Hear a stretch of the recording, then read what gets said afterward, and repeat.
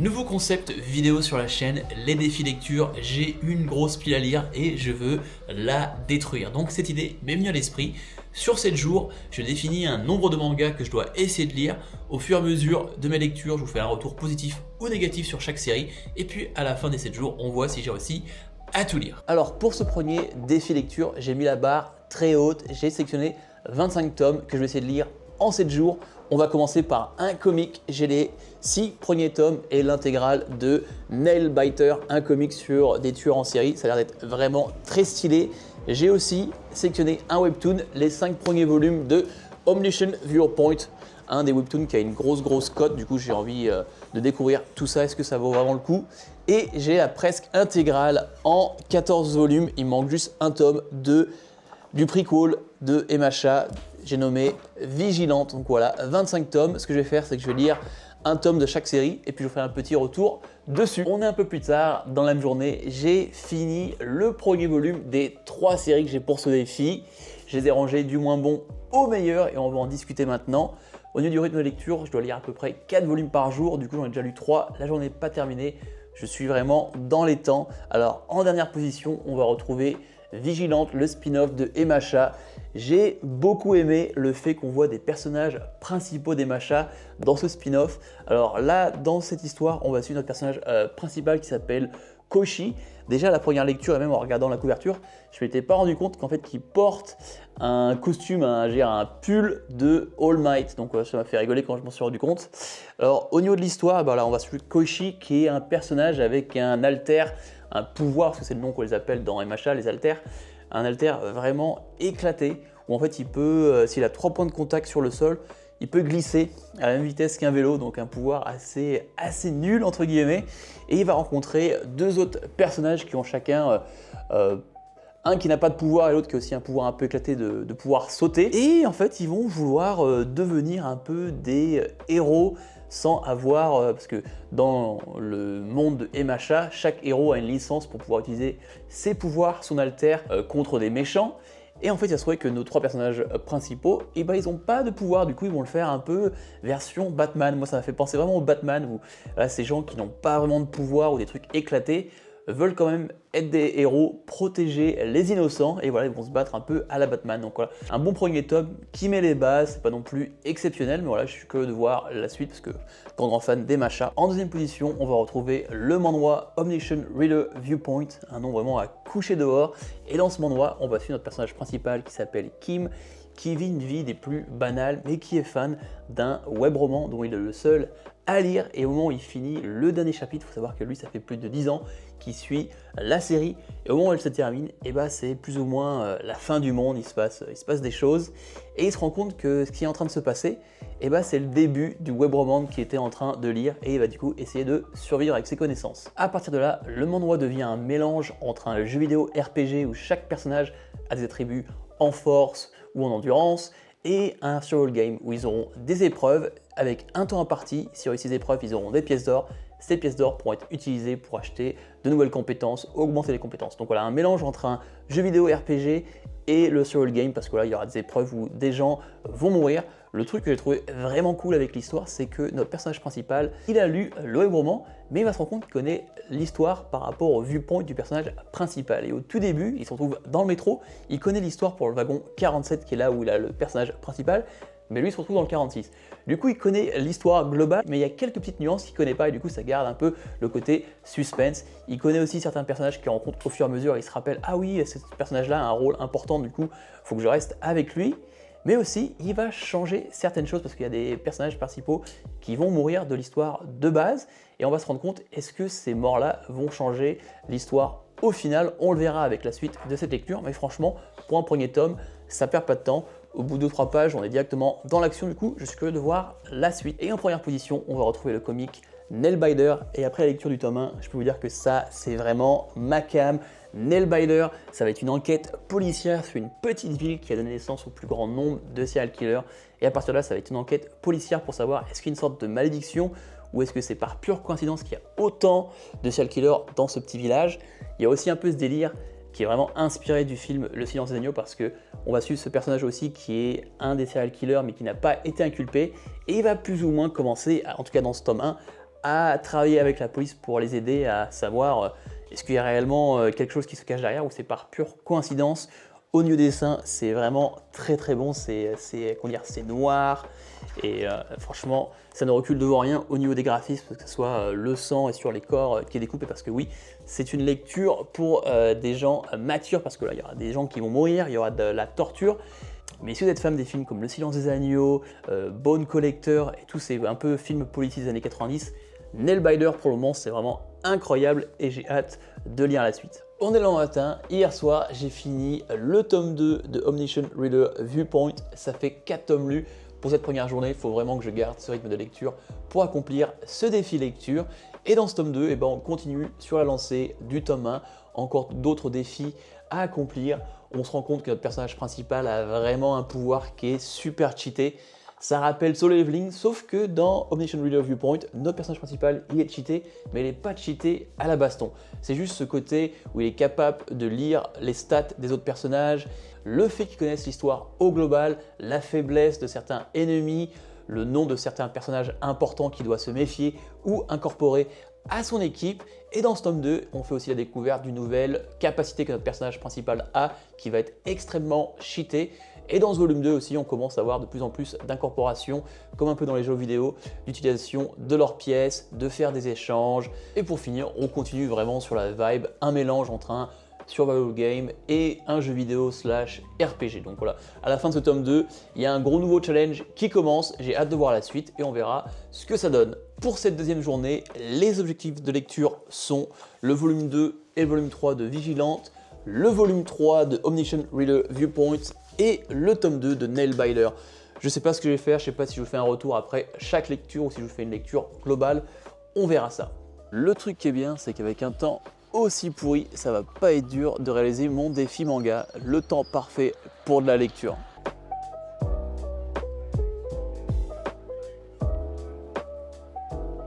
Tome 2 et tome 3 de Vigilante terminé, l'histoire est toujours aussi sympa.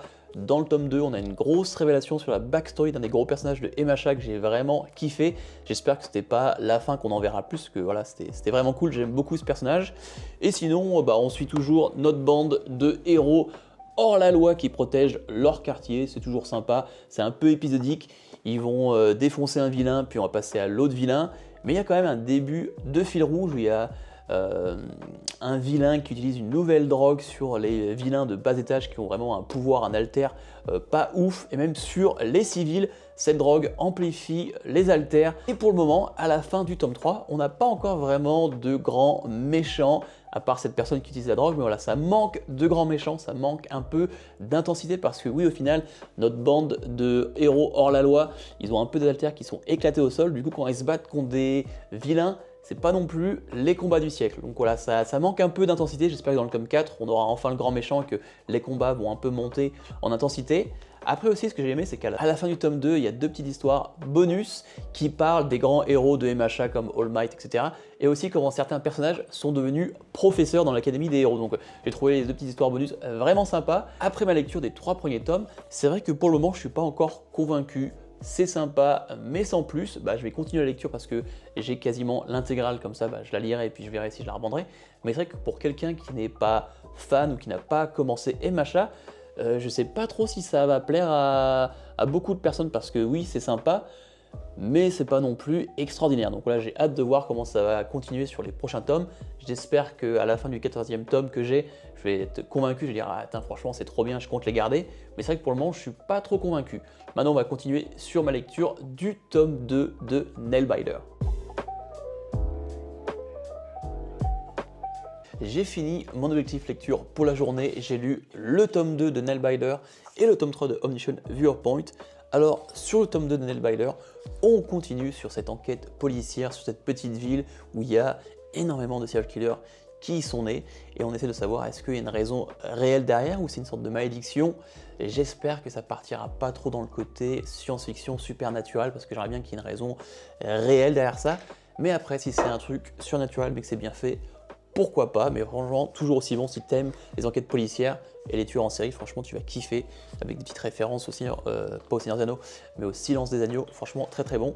Et le tome 3 de Omniscient Reader Viewpoint, ce nom est horrible à prononcer, bah ça continue sur sa lancée. Il y a plein de défis, plein de challenges. Ces challenges, ils sont regardés par des constellations. Ces constellations, elles peuvent prendre des candidats comme mascotte et leur donner des pièces d'or au fur et à mesure que les épreuves avancent. J'aime beaucoup ce délire, ça me rappelle un peu les films Hunger Games. Et notre personnage principal devient de plus en plus cheaté, mais j'adore la façon dans laquelle c'est fait. Il n'est pas vraiment cheaté par sa force ou le maniement de l'épée, il est cheaté par sa connaissance de l'histoire et aussi de sa capacité à pouvoir voir la fiche technique de chaque personne. Donc voilà, j'aime beaucoup. Il est OP, mais il est OP d'une façon différente et ça change et j'aime beaucoup. Et aussi, ça devient un peu plus dark dans son tome 3. Donc franchement, encore une fois, un pur plaisir. Et là, si je devais, encore une fois, les ranger dans l'ordre de ce que j'ai préféré au moins bon, et bah je mettrai encore une fois en troisième position Vigilante. Et là, c'est vraiment kiff-kiff parce que ce tome 3, ça devient vraiment bon, même si là, il reste encore énormément de mystère. Donc on verra ce que je vais faire. Ce soir, je pense qu'il y a moyen que je me lise. Je vais continuer avec Vigilante, peut-être me lire 1 ou 2 volumes, et on en reparle demain. On est le lendemain, troisième jour de ce défi lecture. Hier soir, j'ai fini le tome 4 de Vigilante et j'avais commencé le tome 5 que je viens de finir ce matin. Mine de rien, je suis déjà à un tiers de l'histoire. C'est sympa, mais sans plus. Dans le tome 4, il y a un petit combat qui est sympa. Et dans le tome 5, pour les fans de Emacha, il y a une grosse partie avec un des héros. J'ai dénommé Fat Gum, qui est là. On a peut-être la révélation du grand méchant, et encore, j'en suis même pas sûr. Mais voilà, comme j'ai dit, c'est plutôt sympa, mais sans plus. Aujourd'hui, pour l'objectif, on va continuer Vigilante avec le tome 6, le tome 7, le 4e volume de Omniscient Reader Viewpoint et le tome 3 de Nailbiter. Je pense que je vais commencer avec ces deux-là pour finir avec Vigilante. Et mine de rien, on est quand même bien parti pour ce défi lecture, parce que le 3e jour, j'ai déjà lu à peu près 9-10 tomes, donc franchement, je pense que ça va le faire. Il fait vraiment trop beau aujourd'hui et je vais en profiter pour faire une petite lecture en extérieur. Ça va être un pur kiff.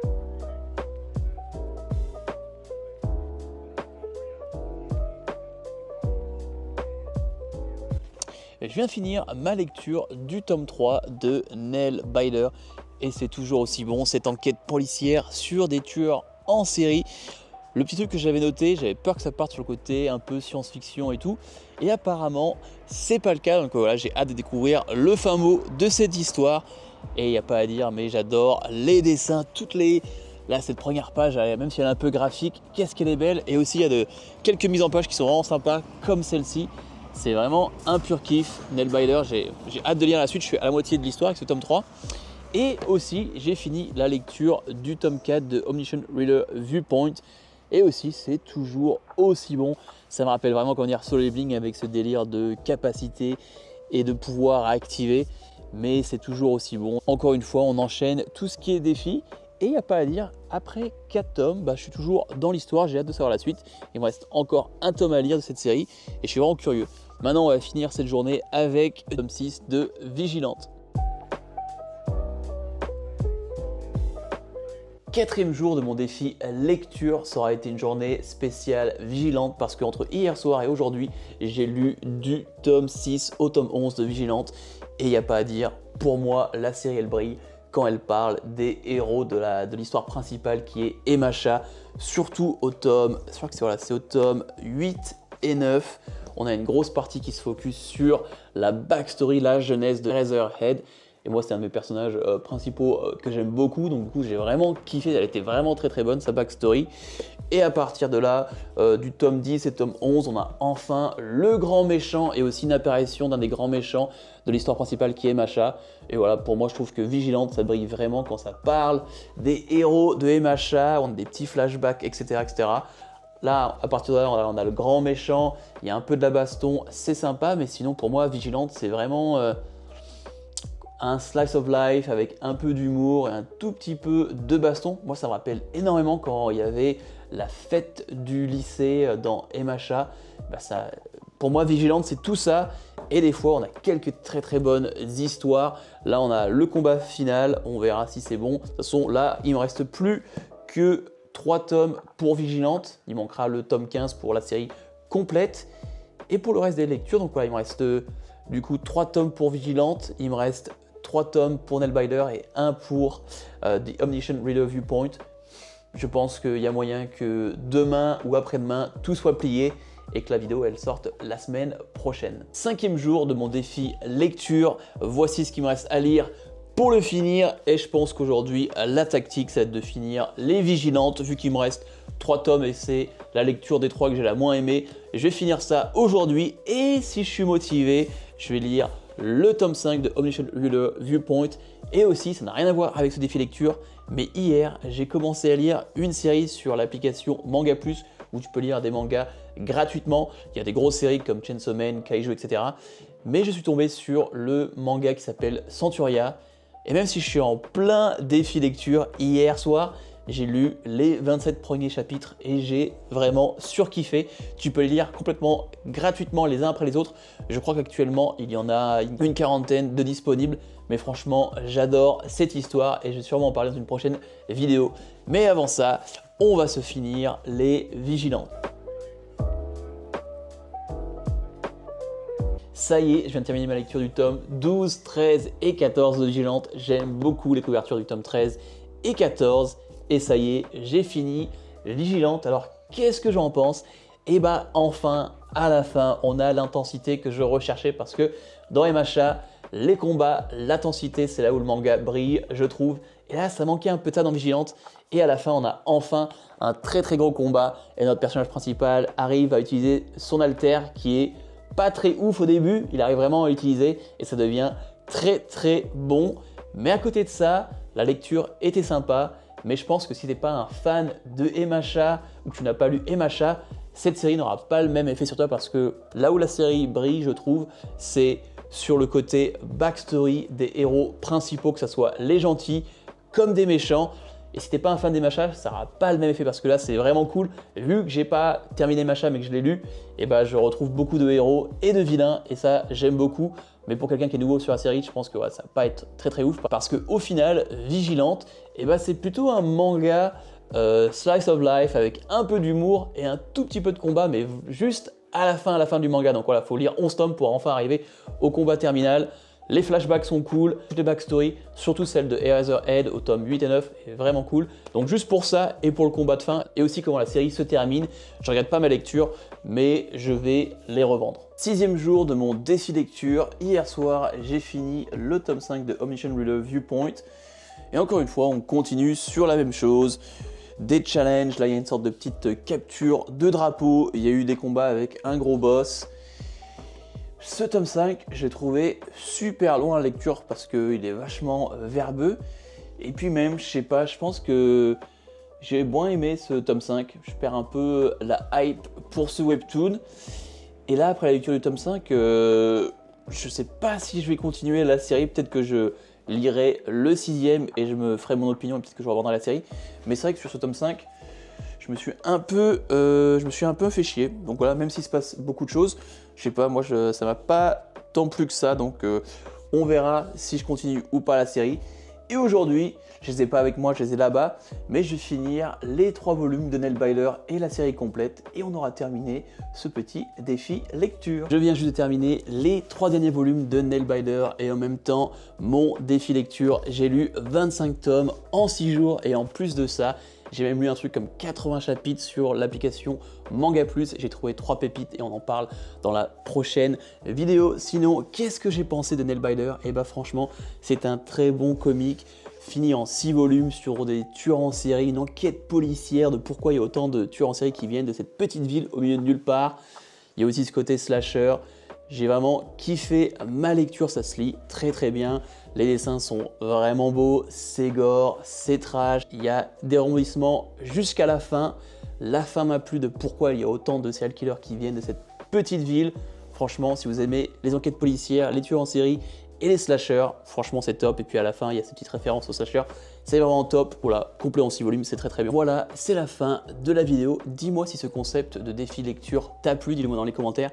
Une petite vidéo et si ça plaît, bah, je pense pouvoir faire des défis lecture toutes les semaines, donc il y aura au moins une vidéo par semaine, voire 2 si je me motive. Sur ce, c'était Erdaxel, on se retrouve dans la prochaine vidéo. Peace!